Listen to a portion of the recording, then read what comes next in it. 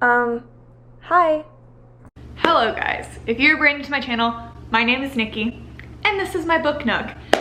Guys, I had no intention of filming this today. I finished this book like an hour ago, and I'm leaving for vacation tomorrow. I'm gonna be gone for a few days, and I have so much to do. I need to pack, all of that, but I was just like, I can't stop thinking about this freaking book. I just need to talk about it, and I'm not gonna wanna sit with it, and then days from now, like, I want my raw emotions to be word vomited to you guys, because I can't, like, I'm in my head right now. I need to get it all out. I need to vent. Colleen freaking Hoover, man. We're talking about November 9 today. This is my fourth book I've read by Colleen Hoover.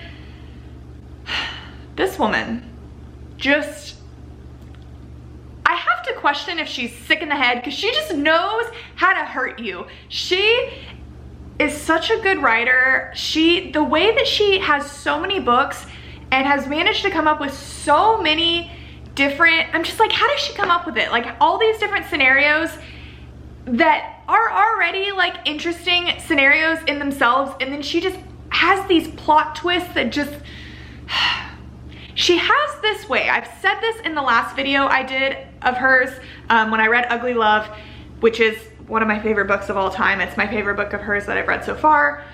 She has this way of just putting you in these completely uncomfortable situations that make you just like question your life, like question everything. Like, you just think that you would know. In most books, most scenarios, you're like, I know what I would do, but she just, she knows how to like take the worst and most difficult situations and part of life and like just stab you in the heart with them.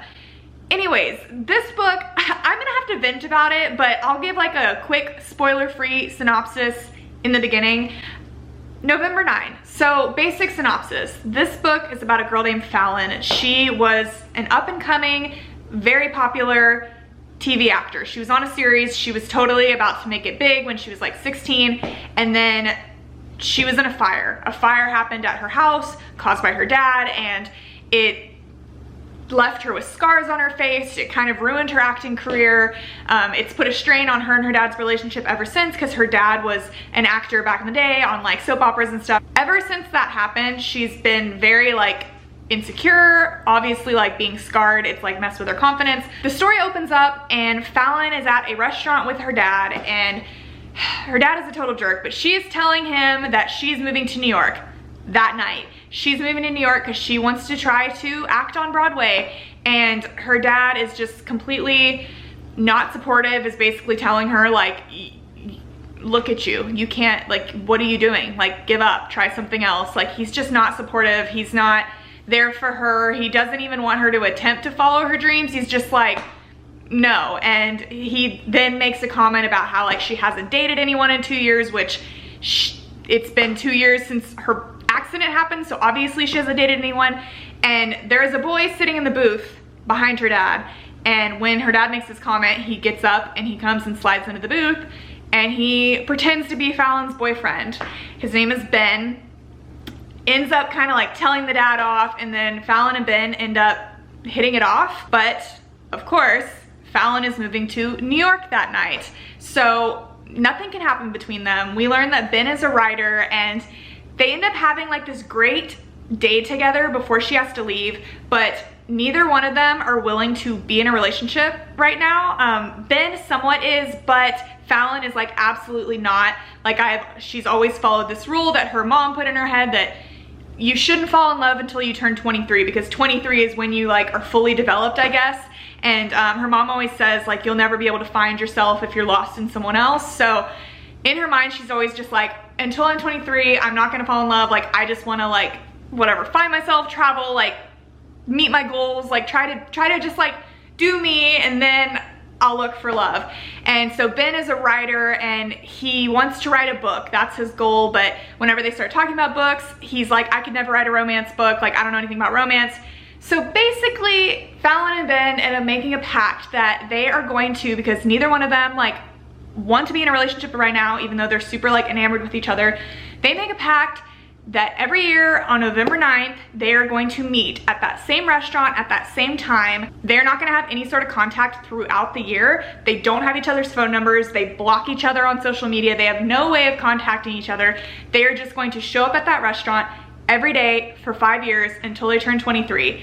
And at that time, when the 5 years ends, if everything's perfect and works out, they'll see where it goes. In between each of the years, they give each other tasks and like goals to achieve as well. Ben's main overarching goal of this whole thing is that he's supposed to write a novel, and he's supposed to specifically be writing a romance novel, which is going to be centered around this whole idea of a couple only meeting once a year and not talking in between, and it's gonna be called November 9. Do you see where this is going? But yes, this book is actually connected to Ugly Love, weirdly enough. This isn't a spoiler at all, but Ben in the book, his brother is Ian from Ugly Love, so we get to see Ian and we get to see Miles and Tate for half a second. It doesn't like spoil anything, but like we get to see where they're at in life, and it literally made me scream and fangirl because I love Ugly Love so much. Like, one of my favorite books of all time. It's amazing.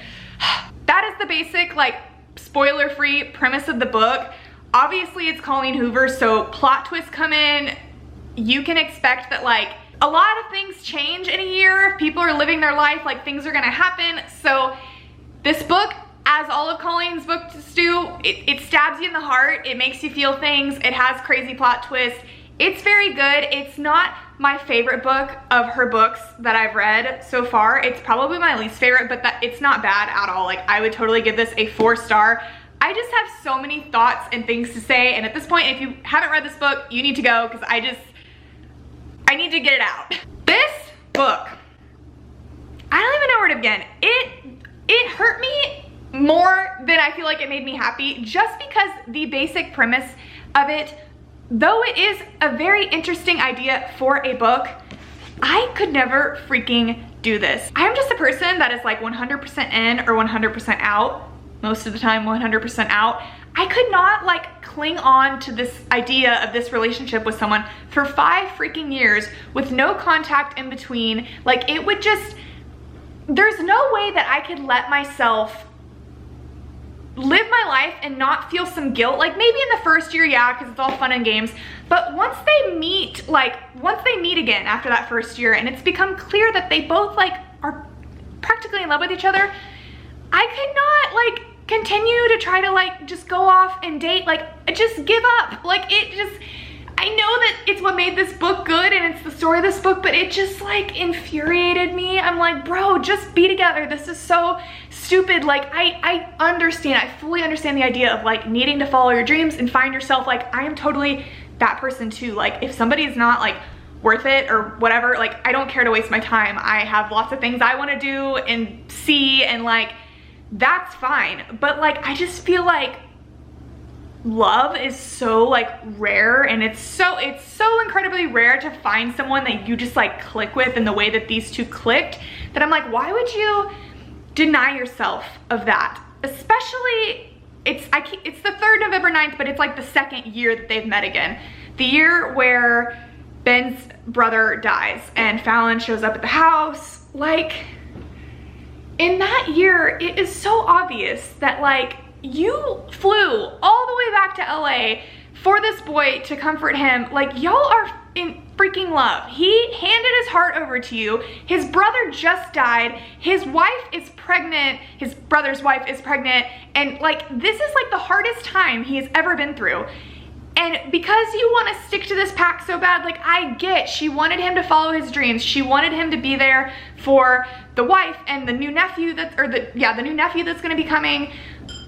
So like, I don't think she should have asked Ben to move to New York with her at that point. I get that. But at that point, I'm like, give the boy your number. This is so dumb. Like, you're literally hurting him, hurting yourself for no reason. Just give up. I'll allow you to give up. And like, I know that the book wouldn't have been a book if they gave up, but you know, and then whenever she showed up the next year and he was with Jordan, I'm like, what do you expect? Like, you left him, you said no, like, you don't have a right to be mad. And I don't think she really was mad. Like, I think she explained, like, she knew, she understood, like, but it just, God, it hurt. It was so rough. And like, I really did like this book, but I have to say, like, of her books so far, like, they were not my favorite couple. I think that this whole scenario, though it did make a good story, was just so like unrealistic. Like none of this I feel like could ever happen. Like it was just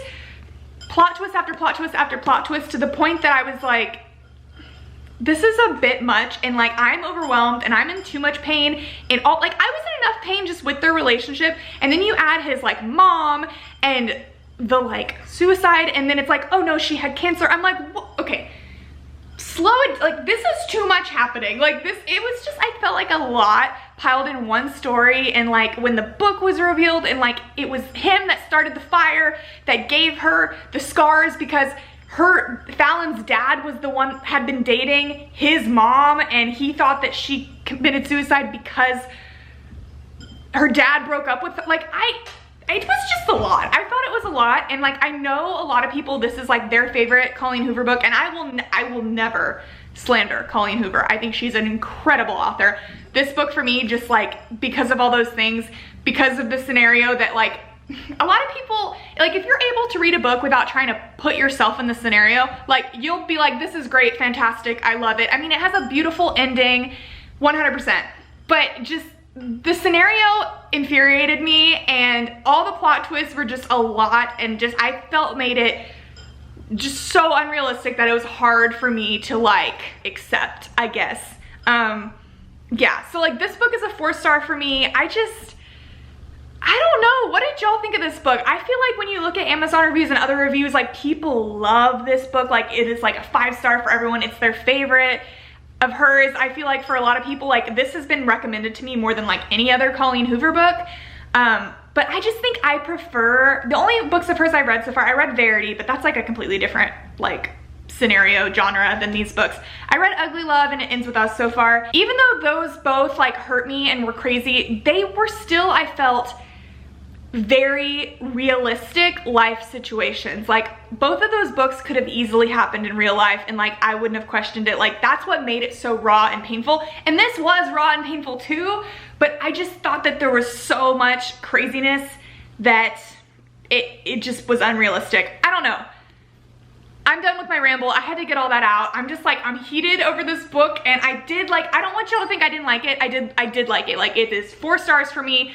I love Colleen Hoover. I'm literally gonna read every other book that she puts out, but every time I start one of her books, I'm like, oh my God, I'm gonna read every Colleen Hoover book this month. I'm obsessed with her. And then I finish it and I'm like, I can only read one of hers a month max. Like I can't do it. Like she just hurts me, and she just hurts my brain, and she's incredible, but it's a lot. It's a lot. But that's it for now. Thank you guys so much for watching. Thank you for always letting me come on here and just vent and get all these thoughts out. I don't know what I did before I had this channel, honestly. It was a crazy life. I had to keep all of this in my head, and it was rough. But yes, that is it. Thank you guys so much for watching, and I will see y'all later.